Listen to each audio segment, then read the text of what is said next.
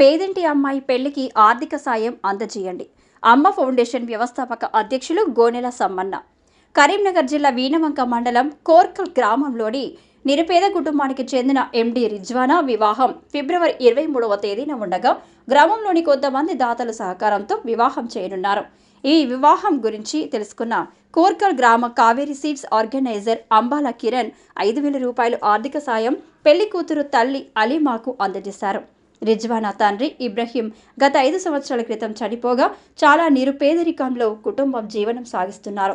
ఈ సందర్భంగా అమ్మ ఫౌండేషన్ మల్లారెడ్డిపల్లి వ్యవస్థాపక అధ్యక్షులు గోనెల సమ్మన్న మాట్లాడుతూ నిరుపేద కుటుంబానికి చెందిన రిజ్వానా వివాహానికి ఇంకా దాతలు సహకారం అందించాలని కోరారు. అంబాల కిరణ్ మాట్లాడుతూ భవిష్యత్తులో నిరుపేద కుటుంబాలకు మా కావేరీ సీడ్స్ ఆర్గనైజేషన్ తరపున సాయం అందిస్తామన్నారు.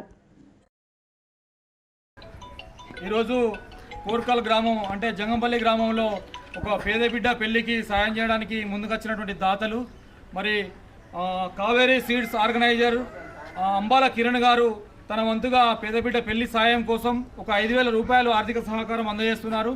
మరి ఈ అమ్మాయి చాలా నిరుపేద కుటుంబానికి చెందిన ముస్లిం అమ్మాయి గారు. రిజ్వానా పెళ్లి రేపు ఆదివారం రోజున ఉంది. తన పెళ్లి కోసం చాలామంది దాతలు సహకారం చేస్తున్నారు. దాతల సహకారంతో అమ్మాయి పెళ్లి రేపు చేయడం జరుగుతుంది. కావున ఇంకా ఎవరైనా దాతలు రేపటి వరకు మీ వంతుగా ఆర్థిక సహకారం చేయాలని మేము ఈ సందర్భం తెలియజేస్తున్నాం. మా అమ్మ ఫౌండేషన్ మల్లారెడ్డిపల్లి ఆధ్వర్యంలో ఈ కార్యక్రమాన్ని చేపడుతున్నాం. మొన్న కూడా మేము 50 కిలోల బియ్యం ఇవ్వడం జరిగింది. ఇంకా కొమ్మిడి రాకేష్ రెడ్డి గారు కూడా నిన్న ఒక 75 కిలోల బియ్యం ఇవ్వడం జరిగింది. ఇంకా చాలామంది దాతలు ఈ అమ్మాయి పెళ్లికి సహాయం చేస్తున్నారు.